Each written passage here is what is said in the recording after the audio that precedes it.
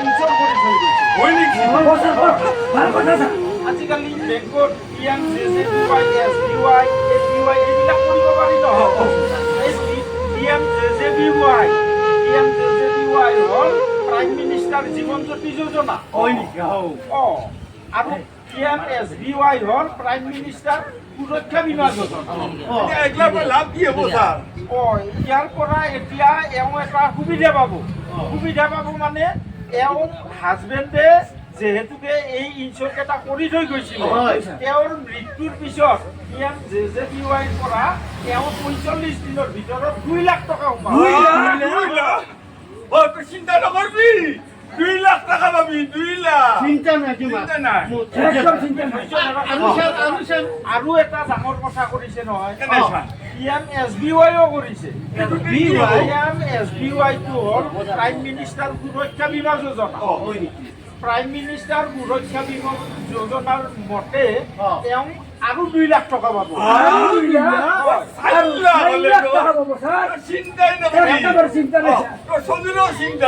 এওঁতো হাজবেণ্ডে কিবা এক্সিডেণ্টত ঢুকাইছে এইটোতো সুৰক্ষা বীমা যোজনাটো সোমাব গতিকে এওঁ 2 লাখ 4 লাখ টকা এওঁ ৪৫ দিনৰ ভিতৰত সোমাই যাব বঢ়িয়া কথা ঠিক আছে তাৰপিছত আৰু কিবা আছে নেকি স্বৰ্গত বাস তেখেতে আৰু এটা ভাল কাম কৰি থৈ গৈছে তেখেতৰ নমিনী দি পিনে তেখেতে এটা APY কৰিছে তাৰমানে এইটোৰ কি কি বস্তু ছাৰ? অটল পেঞ্চন যোজনা। অটল পেঞ্চন যোজনা। এইটো যে কি পাব ছাৰ? এই অটল পেঞ্চন যোজনাৰ মতে এইটো মাহে মাহে এটা সৰু এমাউণ্ট এটা জমা কৰিব লাগে। এই জমা ধন তেওঁ যদি মৃত্যু হয় তেওঁৰ নমিনীয়ে জমা ধন চৰকাৰৰ ছাবচিডি আৰু গোটেইখিনিৰ ওপৰত ইণ্টাৰেষ্ট এই গোটেইবিলাক তেওঁ একাউণ্টত জমা হ'ব।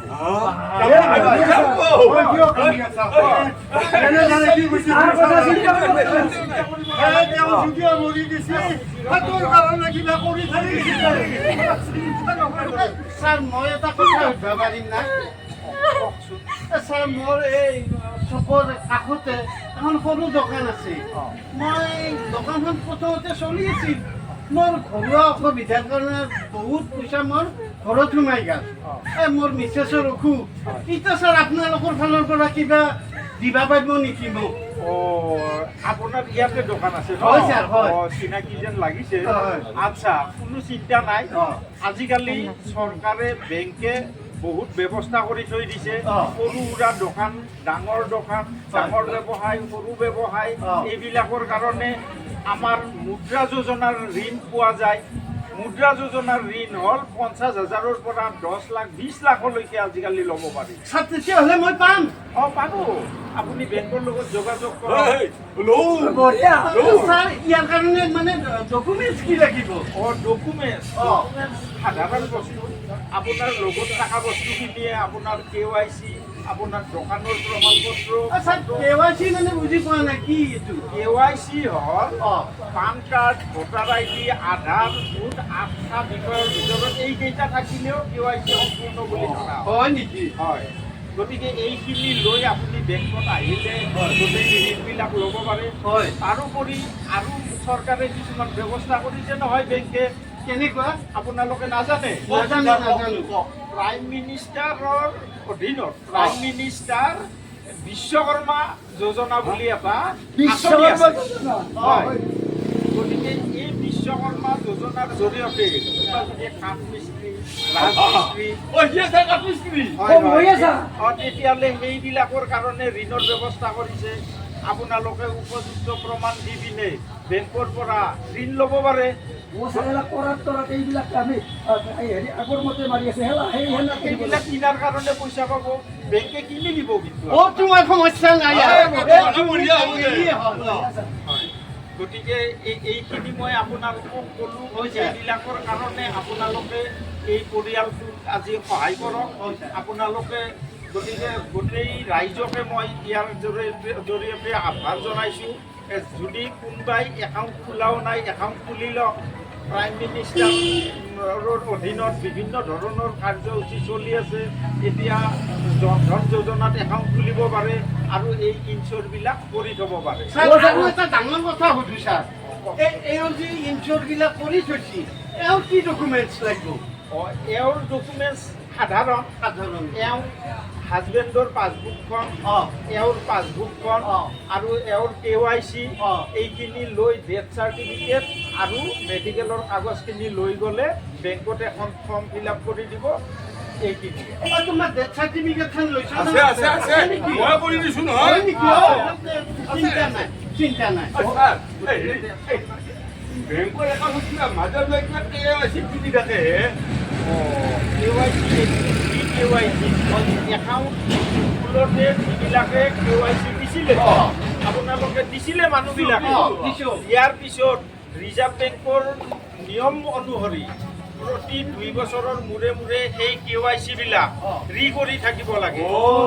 তাৰমানে আমাৰ মানুহ কোনোবা ঢুকাবও পাৰে, তাৰোপৰি কাৰোবাৰ নাম সলনি হ'ব পাৰে, ঠিকনা সলনি হ'ব পাৰে। এইবিলাক প্ৰমাণ কৰিব লাগে। কিবা লেনদেন বন্ধ হৈ যায় নেকি? লেনদেন বন্ধ হৈ যায় যদিহে আপুনি উপযুক্ত সময়ত সেই ডকুমেণ্টছবিলাক জমা নকৰে, তেতিয়া লেনদেন বন্ধ হৈ যায়। আপুনি দিলে আৰু খোলা যাব। আপনি কথা ঈশ্বৰ আহিছি আহি আহি দিছি যে আকাশ ভাঙি পড়াতে ৰাখছি আমাৰ গাঁৱৰ মানুহ মল্লময় ৰ'দত উন্নতিৰ কাৰণে এইখিনিতে আপোনালোকক মই আটাইকে এটা অনুৰোধ কৰিম আৰু কেমেৰাটো সঁচা না মিছা পিছে জানে যে আমাৰ অঞ্চলৰ যিবিলাক লেতেৰা ঠাই ৰ'দে একদম চেচ কৰি দিছে ৰে ৰ'দ প্ৰতিষ্ঠান এইবিলাক চাফ চিকুণকৈ ৰখাৰ আমাৰে দায়িত্ব নহয় জানো গতিকে আমি মাজে সময়ে এইবিলাক চাফ চিকুণ কৰি ৰাখিব লাগে আমাৰ অঞ্চলবিলাক তাৰ কাৰণে যদি আপোনালোকে কিবা বিচাৰে আমি বেংকেও সহায় কৰিবলৈ প্ৰস্তুত আছোঁ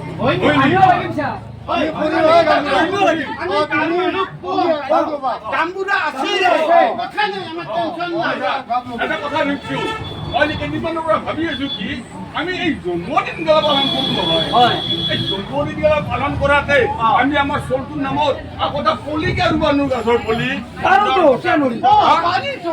আমাৰ এই ঘৰটো অল মছজিদৰ কাষে শিলখানৰ কাষত আৰু গাছৰ পলি ৰুই দিব পাৰোঁ আমি এইটো সুন্দৰ কথা আপোনালোকে জানি সুখী হ'ব যে এই আমাৰ যিটো প্ৰাকৃতিক পৰিৱেশটো ৰচনা কৰা আমাৰে দায়িত্ব গতিকে আজি আমি সন্মানীয় জুবিন গাৰ্গক আমি শ্ৰদ্ধা জনাইছোঁ আপোনালোকে জানে জুবিন গাৰ্গ মহোদয়ে অৰেতো জীৱন যিখিনি সময় তেওঁ কটালে প্ৰকৃতিৰ লগত চৰাই চিৰিকটি গছ গছনিৰ লগত লাগিয়ে তেওঁ তাৰ কাৰণে বিপ্লৱ আনি পিনে তেওঁ আজি ঢুকাই গ'ল গতিকে তেখেতক শতকোটি প্ৰণাম জনাইছোঁ গতিকে তেখেতক প্ৰণাম জনাই আমাৰ ৰাইজৰ উন্নতিৰ কাৰণে আমি প্ৰত্যেকে নিজৰ অঞ্চলত গছ পুলি ৰোপণ কৰিব পাৰোঁ তাৰ কাৰণে আপোনালোকে বিচাৰিলে আমি বেংকেও যি লাগে সহায় কৰিম আপোনালোকে ওলাই আহক বেংক আছোঁ এইবাৰ আমি আমাৰ জাম্বুৰা আছে আমি চিন্তা নাই আনিবা আমি সকলোৱে গাছ বুলি আমাৰ নিজৰ চলি জন্মদিনত অন্তত আগতে গাছৰ বুলি মছজিদৰ বয়স ৰাখে আৰু এটা কথা এই একলাখান যে আঁচনি ধন পালা তেখেত মৰি গেলে স্বৰ্গত বাস হওক ল'ৰাটো গানত ধৰিব পাৰিব এইটো ভাল হওক তেওঁৰ ভাল হ'ব নিশ্চয় ভাল আৰু হ'ব ছাৰ আমি এটা কথা ভাবিছোঁ মইতো মুঠে এটা ফুটা কৰি থোৱা নাই এই গতা আপাত ময়ো থওঁ মই এতিয়া মৰি গেলে চৈধ্য ক'ত পাব গতিকে মই ছাৰ একটা কথা মই কৰিম আমি খবৰ পালোঁ এই মাত্ৰ এগৰাকী একদম কম বয়সে বোৱাৰী ইয়াত কান্দি কাটি আছে মই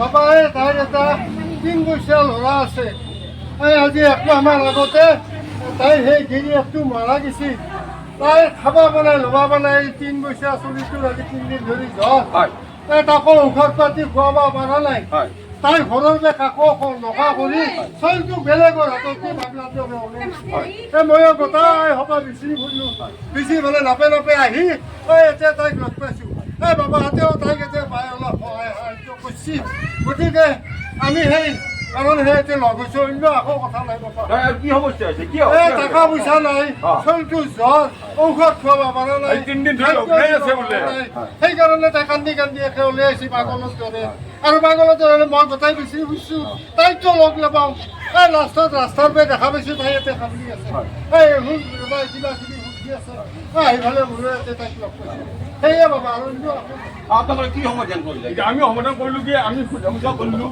আমাৰ বেংকৰ একাউণ্ট আছে আৰু আমাৰ মেনেজাৰ ছাৰক লগ ধৰিলোঁ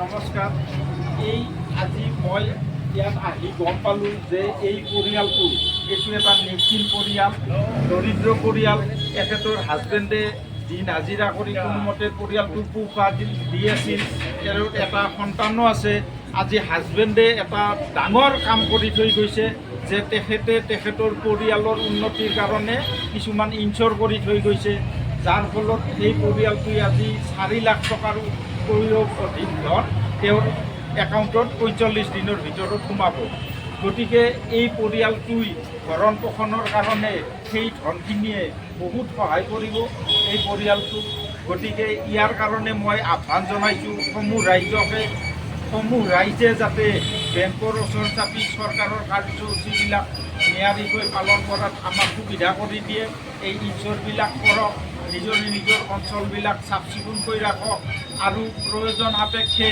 আমাৰ য'ত সম্ভৱ তাত গছপুলি ৰোপণ কৰক তাৰোপৰি উপান্ত যিবিলাক ব্যৱসায়ী আছে বেংকৰ ওচৰত আহি ক্ষুদ্ৰ বৃহৎ সকলো ঋণ গ্ৰহণ কৰি বেংকৰ কাৰ্যসূচীসমূহ সুচাৰুৰূপে পালন কৰক, এইখিনিয়ে মই আহ্বান জনাইছোঁ। ধন্যবাদ দিছোঁ। আমি এই বয়সৰ সহায় কৰিলে আপোনালোক আপোনালোকক ধন্যবাদ দিছোঁ। ঠিক আছে, আমি আহিছোঁ বাৰু। আমাৰ এটা ভুল ইনফৰমেশ্যন আছে, কিবা অত্যাচাৰ কৰা গতিকে সমূহ ৰাইজকে মই এতিয়া ধন্যবাদ জনাইছোঁ আৰু আমি আগবাঢ়িছোঁ আমাৰ গছ পুলি ৰোপণ কাৰ্যসূচীলৈ।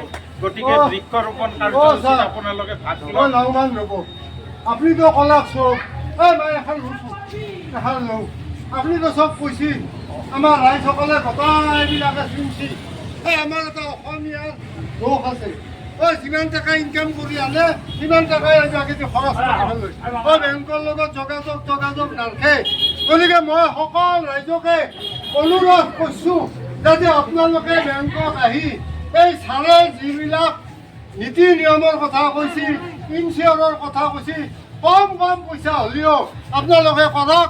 আমি গাঁৱৰ মানুহ, আমাৰ ল'ৰা, আমাৰ ৰাপিটো যদি 2 পইচা পায় তেতিয়াহ'লে সকলোৱে আমি ভৱিষ্যত শান্তিত থাকিব পাৰিম। মই সকলোকে অনুৰোধ কৰিছোঁ আপোনালোকে বেংকত আহি এই কামখিনি কৰিব। ধন্যবাদ ৰাইজ, ধন্যবাদ।